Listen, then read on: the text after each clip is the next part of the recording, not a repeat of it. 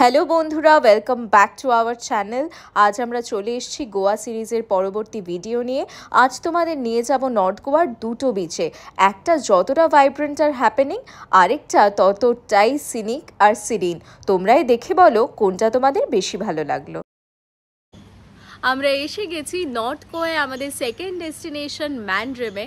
ম্যান্ড্রেম হলো নর্থ গোয়ার একটা খুব সিরিন বিচ। এখনও এটা এতটা ওভার ক্রাউডেড না, তাই যারা শান্তশিষ্ট নির্জন পরিবেশে গোয়া ঘুরতে চাও তারা অবশ্যই আসতে পারো ম্যান্ড্রেমে। এখানে আমরা সি সাইডে একটা রিসর্ট বুক করে নিয়েছি, রিসর্ট চিক শান্তি। তোমাদের ঘুরে দেখিয়ে দেবো আমাদের রিসর্টটা আর আমাদের রুমগুলো। আমরা লাস্ট মোমেন্টে বুকিং করেছি বলে সি সাইড রুম আমরা পাইনি। আমাদের কটেজ থেকে রয়েছে একটা গার্ডেন ভিউ। এই হচ্ছে আমাদের রুম, তোমাদের দেখিয়ে দিই রুমটা কেমন। বাইরে একটা সুন্দর বসার জায়গা রয়েছে।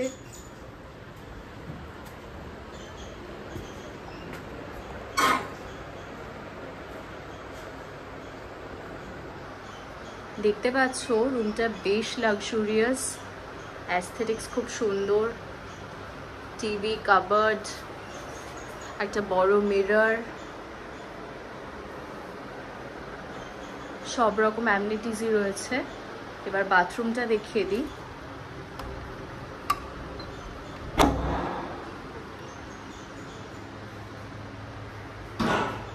বাথরুমটাও বেশ বড়, একটা বাথটাব রয়েছে।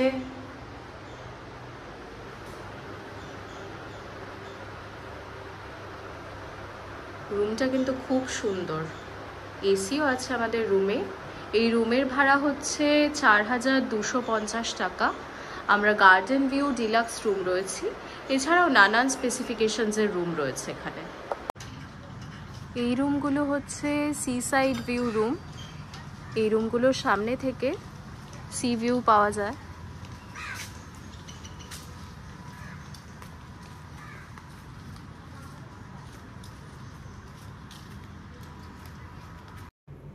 এই রিসর্ট চত্বর বিশাল বড় আর রয়েছে প্রচুর গাছপালা। আমরা বেশ অনেকটা সময় হেঁটে হেঁটে ঘুরে দেখলাম পুরো রিসর্টটা।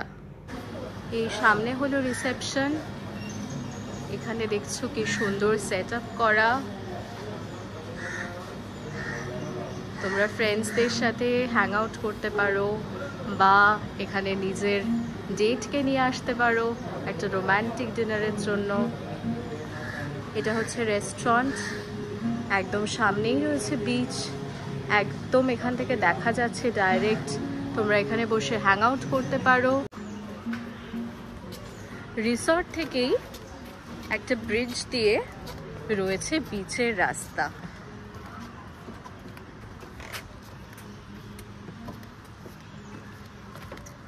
চারিদিকে বসার জায়গা।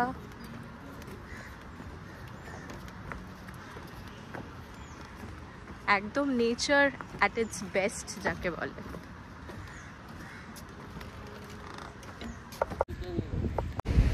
এই জায়গায় সমুদ্রের গভীরতা অনেকটা বেশি, অনেকটা ডিপ, তাই জন্য এখানে স্নান করতে দেওয়া হয় না। আর একটু এগিয়ে সামনের দিকে যেতে হবে, সেখানে স্নান করা যায়।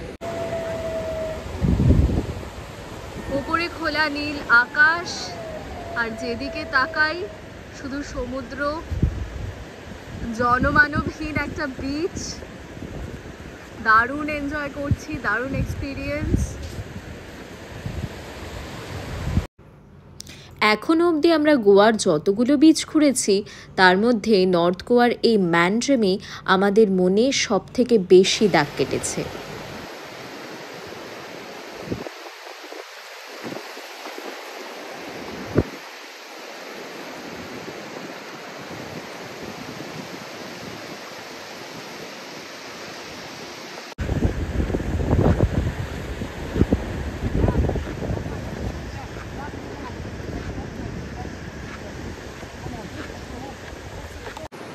আমরা বিচের রাস্তা ধরে প্রায় অনেকটা এগিয়ে এসেছি।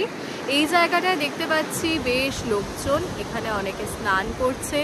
অনুরাগও দৌড়েছে সমুদ্রে স্নান করতে, আমি পাড়ে দাঁড়িয়ে রয়েছি। আর পেছনে দেখছো কিছু শ্যাকস রয়েছে, রয়েছে কিছু বসার জায়গা। এখানে বসে তোমরা বিয়ার বা খাবার নিয়ে চিল করতে পারো। বেশ অনেকটা সময় বিচে কাটিয়ে নিয়ে আমরা আবার ফিরলাম আমাদের রিসর্টে। এবার সেরে নেব লাঞ্চ। খুব টায়ার্ড ছিলাম বলে আমরা রুমেই অর্ডার করে নিয়েছিলাম দুপুরের লাঞ্চ। আমরা চাইনিজ নিয়েছিলাম। এখানে তন্দুরি, চাইনিজ সব রকম খাবারের অপশনই পেয়ে যাবে বেশ ডিসেন্ট প্রাইসে, কোয়ালিটি খাবার। Hi everyone, good evening. আমরা এসে গেছি নর্থ গোয়ার আরেকটা বিচে, আরাম্বোল বিচ। প্রতিটা বিচের এখানে আলাদা বিউটি, আলাদা ভাইব, চারিদিকে গান বাজছে, খুব সুন্দর শ্যাক্স। তোমাদের ঘুরে দেখিয়ে দেবো বিচটা। তুমি তো এসছো আগে, তোমার কেমন লাগছে? হ্যাঁ, মানে একটু চেঞ্জ হয়ে গেছে বিচটা। মানে আগে আরো ফাঁকা ফাঁকা ছিল, এত শ্যাক্স ছিল না, কিন্তু এখন অনেক শ্যাক্স ভর্তি হয়ে গেছে পুরো। আর কি বলবো, একটু চেঞ্জ হয়ে গেছে, অনেক লোক বেড়ে গেছে।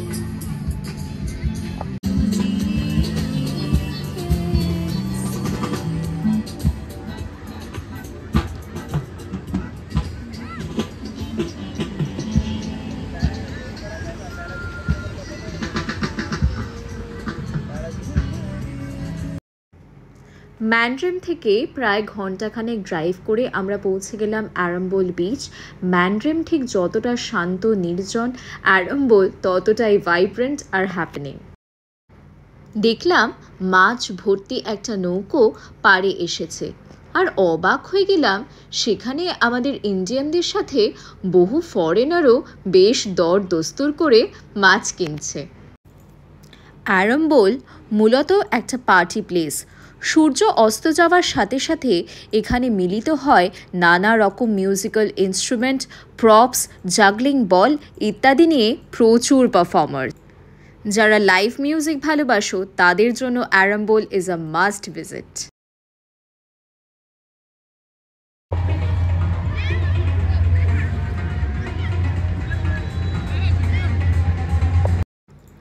যবে থেকে গোয়া আসবো ঠিক করেছি তার চেকলিস্টের মধ্যে ছিল এই কালারফুল ব্রেডস বানানো। আরাম্বোলের হিপ্পি ভাইবস দেখে আমিও ডিসাইড করে নিলাম এবার সেই শখটা পূরণ করেই ফেলবো। মাত্র 150 টাকায় খুব প্রিটি দুটো ব্রেডস বানিয়ে নিলাম। আরাম্বোলের অন্যতম আকর্ষণ হলো তার বিচে এই ফ্লি মার্কেট, যা গোয়ার অন্যতম একটি ফ্লি মার্কেট।